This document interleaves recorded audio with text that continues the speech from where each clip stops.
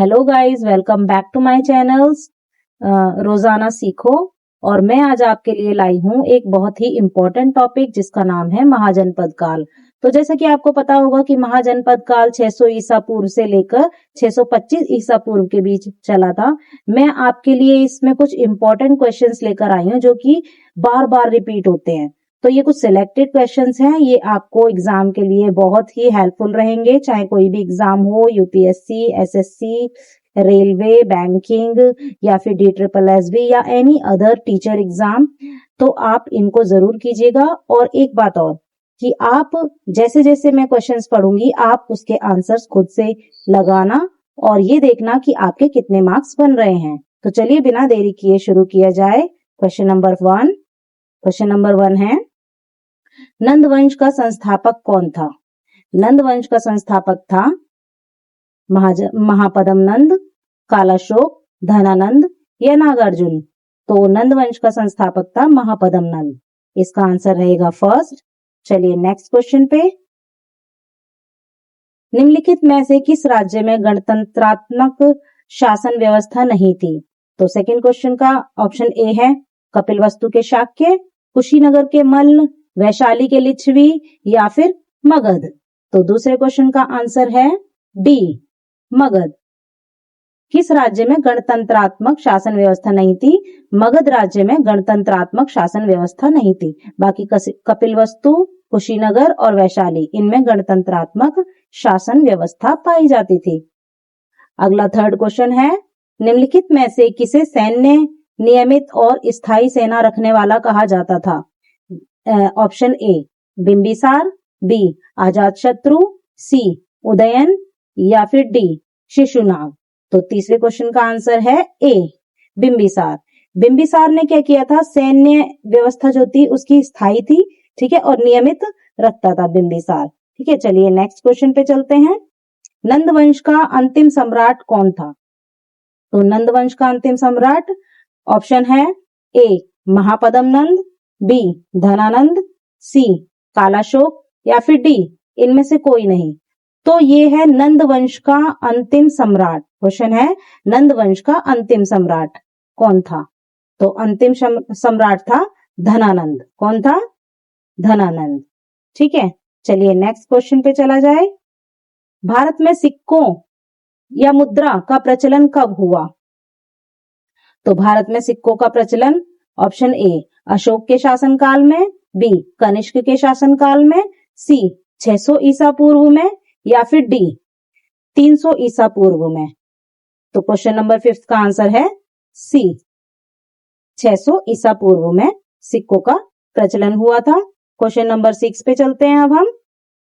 मगध सम्राट बिंबिसार ने अपने राज्यवैद जीवक को किस राज्य के राजा की चिकित्सा के लिए भेजा था? तो जो बिंबिसार था, बिंबिसार ने अपना राज्यवैद जो जीवक था ना, उसका राज्यवैद जो कि चिकित्सा करता था, ठीक है, उसको कहां पर भेजा था और किस राज्य के लिए के राजा के लिए भेजा था? नंबर ए कौशल, बी अंग, सी अवंती, डी वैशाली। तो आप इनमें लगाइएगा और मुझे कमेंट में जरूर बताना कि आपके 30 में से कितने क्वेश्चंस के आंसर सही बैठ रहे हैं। तो 6 का आंसर है सी, अवंती के राजा के लिए बिंबिसार ने अपने राज्य वैद्य जीवक को भेजा था। नेक्स्ट क्वेश्चन पे चलते हैं। क्वेश्चन नंबर 7, 16 महाजनपदों की सूची उपलब्ध है, किस में उपलब्ध है? नंबर ए महाभारत में, नंबर बी अंगुत्तर निकाय में, सी छांदोग्य उपनिषद में, डी संयुक्त निकाय में। तो 16 महाजनपदों की सूची उपलब्ध है बी अंगुत्तर निकाय में। ठीक है, तो अंगुत्तर निकाय में 16 महाजनपदों की सूची है। अगला क्वेश्चन, निम्नलिखित में से मगध का कौन सा राजा सिकंदर महान का समकालीन था? कौन सा राजा था जो कि सिकंदर महान के एकदम पैरेलल था? Number A Mahapadma Nanda, B Dhanananda, C Sukalpa या फिर डी चंद्रगुप्त मौर्य। तो इसका आंसर है धनानंद। तो राजा सिकंदर महान जो था उसका जो पैरेलल था यानी कि समकालीन था वो था धनानंद। तो नेक्स्ट क्वेश्चन पे चलते हैं। आप मेरे साथ साथ क्वेश्चन के आंसर लगाते हुए चलना। प्रथम मगध साम्राज्य का उत्कर्ष किस सदी में हुआ था? नंबर ए 4वीं सदी ईसा पूर्व, बी 6ठी सदी ईसा पूर्व, सी दूसरी सदी ईसा पूर्व, या फिर डी पहली सदी ईसा पूर्व? इसका आंसर रहेगा बी छठी सदी ईसा पूर्व। मगध राज्य का उत्कर्ष हुआ था, यानी कि जब वो शुरू हुआ था मगध राज्य, वो कब हुआ था? छठी सदी। क्योंकि मैंने बताया आपको महाजनपद काल जो कि मगध की ही शुरुआत थी, तो वो छठी सदी ईसा पूर्व में शुरू हुआ था। ठीक है। मगध की प्रथम राजधानी कौन सी थी? पहली राजधानी मगध की ए पाटलिपुत्र थी, या फिर बी वैशाली थी, सी गिरिव्रज यानी राजगृह थी, या फिर डी चंपा थी? तो मगध की पहली राजधानी थी, पहली राजधानी जो इन्होंने बनाई थी वो थी राजगृह, उसे गिरिव्रज के नाम से भी जाना जाता है। ठीक है, चलिए नेक्स्ट क्वेश्चन पे चलते हैं। क्वेश्चन नंबर 11 बिना देरी किए, किस शासक द्वारा सर्वप्रथम पाटलिपुत्र को राजधानी के रूप में चयन किया गया था? पाटलिपुत्र को राजधानी किसने सबसे पहले, कौन से राजा ने, कौन से शासक ने बनाया था? नंबर ए अजातशत्रु द्वारा, नंबर बी कालाशोक द्वारा, नंबर सी उदयन द्वारा, या फिर नंबर डी कनिष्क द्वारा? तो फिर इसका आंसर रहेगा सी उदयन द्वारा। किस शासक द्वारा पाटलिपुत्र को राजधानी बनाया था? उदयन द्वारा। चलिए नेक्स्ट क्वेश्चन पे चलते हैं बिना देरी किए। हर्यक वंश के किस शासक को कुणिक कहा जाता था? कुणिक, कुणिक एक वर्ड है जो कि हर्यक वंश के किसी एक शासक को कहा जाता था। इनमें से नंबर ए बिंबिसार को कहा जाता था कुणिक, या फिर उदयन को, या फिर सी अजातशत्रु को, या फिर डी। देखिए ये क्वेश्चन बहुत सारे एग्जाम्स में आया हुआ है, तो ये बहुत ही वेरी वेरी इंपॉर्टेंट क्वेश्चन रहेगा आपके लिए, इसलिए इसको इंपॉर्टेंट मार्क कर देते हैं। Very very important question. ठीक है,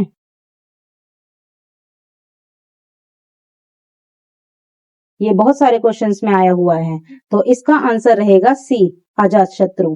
हर्यक वंश का शासक जिसे कुणिक कहा जाता था वो था अजातशत्रु। चलिए नेक्स्ट क्वेश्चन पे चलते हैं।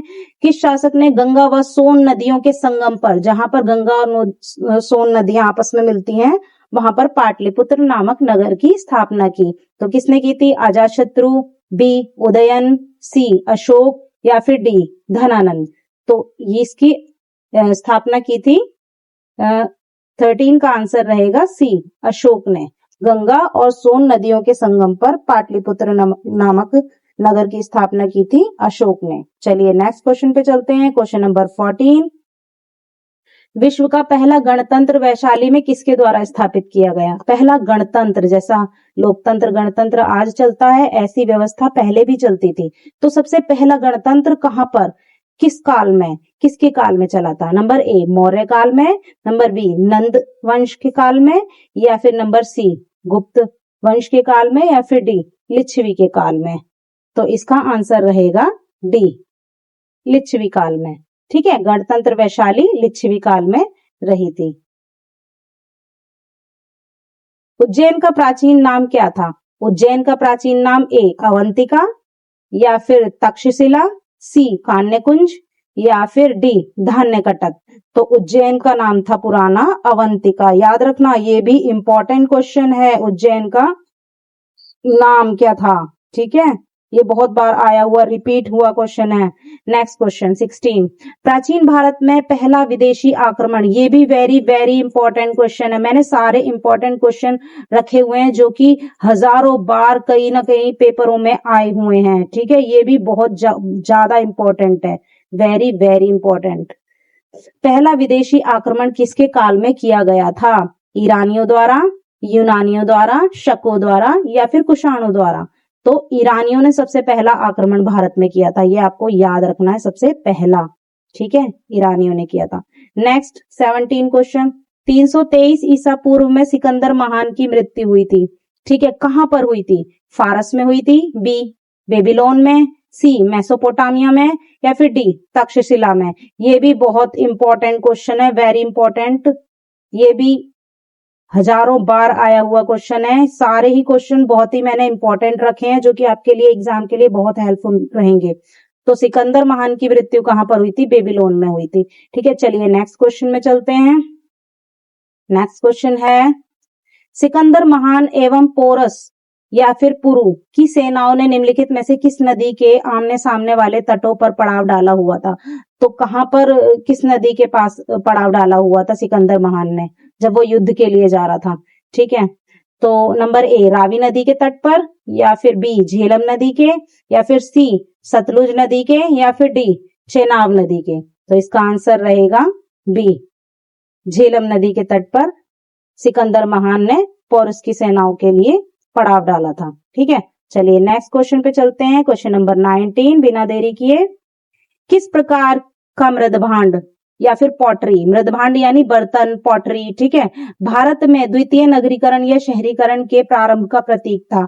तो कौन से प्रकार के बर्तन थे जो कि द्वितीय नगरीकरण में का प्रतीक माने जाते हैं? ए गेरू रंग वाले मृदभांड, बी चित्रित धूसर मृदभांड, या फिर सी उत्तरी काले पॉलिश करे हुए बर्तन, पॉलिश युक्त बर्तन, या फिर डी काली और लाल बर्तन। तो इसका आंसर रहेगा सी उत्तरी काले पॉलिश युक्त बर्तन जो है। ये भी इंपॉर्टेंट क्वेश्चन है, याद रखना इसको। द्वितीय नगरीकरण के टाइम पर ये ये प्रतीक माने गए थे। ठीक है, इनको पाया गया था। पाली ग्रंथों में गांव के मुखिया को क्या कहा जाता था?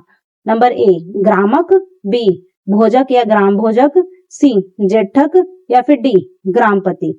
तो पाली भाषा में या फिर पाली ग्रंथों में मुखिया को, गांव के मुखिया को, इंपॉर्टेंट क्वेश्चन है ये भी, तो क्या कहा जाता था? भोजक के नाम से या ग्राम भोजक के नाम से जाना जाता था। तो चलिए नेक्स्ट क्वेश्चन पे, क्वेश्चन नंबर 21 पे चलते हैं। निम्न में से कौन एक बौद्ध ग्रंथ 16 महाजनपदों का उल्लेख करता है? मतलब पूरे 16 के 16 महाजनपदों के बारे में बताता है। कौन सी बुक है, कौन सा निकाय है? नंबर ए अंगुत्तर निकाय, बी मध्यम निकाय, सी खुद्दक निकाय, या फिर दीघ्र निकाय। ठीक है, तो ये एक प्रकार की पुस्तक है। तो किसमें 16 महाजनपद के बारे में बताया गया है? ए अंगुत्तर निकाय में। ठीक है, बौद्ध धर्म की ये पुस्तक है अंगुत्तर निकाय। 22 क्वेश्चन नंबर, 6ठी शताब्दी ईसा पूर्व का मत्स्य महाजनपद स्थित था? कहां पर स्थित था? 6ठी शताब्दी ईसा पूर्व। इसका डी ऑप्शन आई थिंक मैं लिखना भूल गई हूँ, कोई बात नहीं, इन तीनों में से ही आंसर रहेगा। नंबर ए है पश्चिमी उत्तर प्रदेश में, बी राजस्थान में, या फिर सी बुंदेलखंड में। तो इसका आंसर रहेगा राजस्थान में। ठीक है, तो 6ठी शताब्दी में जो मत्स्य, ठीक है, मत्स्य कहां पर है? विराटनगर में। कहां पर है? विराटनगर में। और विराटनगर कहां पर है ये पूछा जाता है, ये क्वेश्चन कि मत्स्य कहां पर है। ठीक है, तो ये है विराटनगर में, और विराटनगर कहां पर है? राजस्थान में, विराटनगर।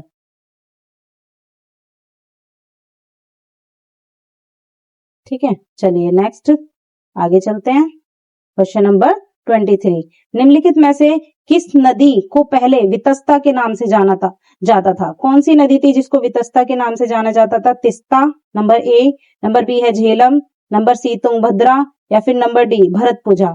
तो इसका आंसर रहेगा बी झेलम को। झेलम को वितस्ता के नाम से जाना जाता था। ठीक है, पहले। तो निम्नलिखित क्वेश्चन नंबर 24, निम्नलिखित महाजनपदों में से गण संघ अल्पतंत्र को पहचानिए। मतलब कि जो कि एक गण था, राज्यों का समूह था जिसमें, और उसको अल्पतंत्र भी कहते थे क्योंकि कुछ छोटे छोटे राज्यों का एक समूह बना हुआ था। तो वो कौन सा था? नंबर ए, ये वेरी इंपॉर्टेंट है, इसे गण भी कहते हैं, गण संघ भी कहते हैं, छोटे छोटे राज्यों का समूह था। तो इंपॉर्टेंट क्वेश्चन है, ये आया हुआ क्वेश्चन है कई बार। Point A Magadha, B Vajji, C Avanti, D Kaushal. तो गण संघ किसको कहा जाता था? वज्जी। 8 राज्यों का एक संघ था ये। ठीक है, वज्जी संघ के नाम से इसको जाना जाता था, ये एक संघ था। ये इंपॉर्टेंट क्वेश्चन है, याद रखना। क्वेश्चन नंबर 25, सिकंदर के आक्रमण के समय उत्तर भारत पर निम्नलिखित गणराज्यों के, जब सिकंदर ने आक्रमण किया था उस समय पर उत्तर भारत पर निम्नलिखित गणराज्यों में से किस एक का शासन था? किसका शासन था भाई जब सिकंदर ने आक्रमण किया था भारत पे? तो नंबर ए नंदवंश का शासन था, या फिर बी मौर्य वंश का, सी गुप्त वंश का, डी गुप्त वंश। ये तो रिपीट हो गया, चलो एक काट देते हैं, आप 3 में से ही बताइए। और आप कमेंट में जरूर बताना आपके 30 में से कितने आंसर ठीक रहे। आपकी तैयारी कैसी चल रही है इससे आपको पता चलेगा। ठीक है, तो सिकंदर जब आक्रमण किया था भारत पर, उस समय पर शासन था नंदवंश का। ठीक है, 25 का आंसर रहेगा ए, नंदवंश का शासन था। इसको मैं काट देती हूं ताकि आपको कंफ्यूजन ना रहे। नेक्स्ट क्वेश्चन पे आ गए हम 26 पे। क्वेश्चन नंबर 26, निम्नलिखित में से कौन सा एक ईसा पूर्व 6वीं सदी में भारत का सबसे अधिक शक्तिशाली महाजनपद था? सबसे शक्तिशाली महाजनपद कौन सा था भाई? ठीक है, ये इंपॉर्टेंट क्वेश्चन है, ये भी सारे ही इंपॉर्टेंट है, किसी को ये मत समझना कि ये वाला इंपॉर्टेंट नहीं है, सब मोस्ट इंपॉर्टेंट क्वेश्चन लेकर आई हूं मैं। ठीक है, तो भारत का सबसे शक्तिशाली महाजनपद कौन सा था? ए काशी, बी मगध, सी अंग या फिर डी वज्जी। तो इसका आंसर रहेगा मगध। मगध सबसे शक्तिशाली था क्योंकि ये नदियों से घिरा हुआ था, यहाँ पर हाथी थे, यहाँ पर जंगल थे, तो संसाधनों की भी कमी नहीं थी, जानवरों की कमी नहीं थी, जो कि पहले सेना में जानवरों को लिया जाता था, इसलिए मगध सबसे ज्यादा शक्तिशाली था उस समय पर। ठीक है, जब सिकंदर ने आक्रमण किया था उस समय पर। तो क्वेश्चन नंबर 27, यूनानी लेखकों द्वारा डायमेट्रीज किसे कहा जाता था? डायमेट्रीज एक नाम है, ठीक है, तो यूनानी लेखकों ने डायमेट्रीज नाम किसे दिया था? नंबर ए अजातशत्रु को, नंबर बी कालाशोक को, या फिर नंबर सी महापद्म नंद को, या फिर डी घनानंद को। तो इसका आंसर रहेगा घनानंद। ठीक है, घनानंद को डायमेट्रीज के नाम से भी जाना जाता था। तो चलिए क्वेश्चन नंबर 28 पे आ गए। नंदवंश का अंतिम सम्राट कौन था? नंदवंश का अंतिम सम्राट, ये भी इंपॉर्टेंट क्वेश्चन है। 28, number A Mahapadma Nanda, number B Dhanananda, number C Kalashoka, number D इनमें से कोई नहीं। तो नंदवंश का अंतिम सम्राट कौन था? नंबर बी धनानंद था। ठीक है, याद रखना, नंदवंश का पहला था महापद्म नंद, जो कि मैंने बताया था अभी, और ये अंतिम था जो कि वो धनानंद था। ठीक है, ये इंपॉर्टेंट है दोनों क्वेश्चन। क्वेश्चन नंबर 29, सम्राट अशोक किस धर्म के उपासक थे? किस धर्म की को ज्यादा मानते थे सम्राट अशोक, जिसे उन्होंने अपने जीवन का आधार बनाया? पूरा जीवन उनका उसी धर्म के लिए डिपेंड रहा था। नंबर ए सनातन धर्म, नंबर बी बौद्ध धर्म, नंबर सी जैन धर्म, या फिर नंबर डी ईसाई धर्म। नंबर बी रहेगा, बौद्ध धर्म को मानते थे। ठीक है, सम्राट अशोक बौद्ध धर्म को मानते थे। तो ये है लास्ट क्वेश्चन आपका।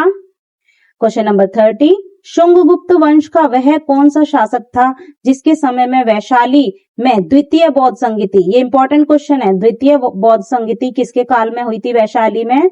उसमें उसका आयोजन किया था, और उसे काकवर्ण के नाम से भी, देखो इसमें दो क्वेश्चन बन रहे हैं, एक तो दूसरी बौद्ध संगीति जो हुई थी वो किसके काल में हुई थी, और जिसके काल में हुई थी उसे काकवर्ण के नाम से जाना जाता था। तो काकवर्ण के नाम से किसे जाना जाता था? पॉइंट ए है शिशुनाग, बी कालाशोक, सी नंदीवर्धन, या फिर डी इनमें से कोई नहीं। तो इसका आंसर रहेगा बी कालाशोक। ठीक है, कालाशोक देखो नाम से भी पता चल रहा है, कालाशोक यानी काकवर्ण। ठीक है, काला यानी काक, काक से काला, तो कालाशोक को काकवर्ण के नाम से भी जाना जाता था, और दूसरी बौद्ध संगीति कालाशोक के नाम समय पर हुई थी। तो चलिए, ये थे आपके 30 क्वेश्चंस। आप मुझे बताइएगा अगर आपको ये वीडियो थोड़ी सी भी हेल्पफुल लगी हो तो प्लीज आप लाइक, शेयर और सब्सक्राइब जरूर कीजिएगा। ठीक है, और इसी के साथ मैं आपसे विदा लेती हूँ। थैंक यू, मिलते हैं नेक्स्ट वीडियो में। चलिए, बाय बाय।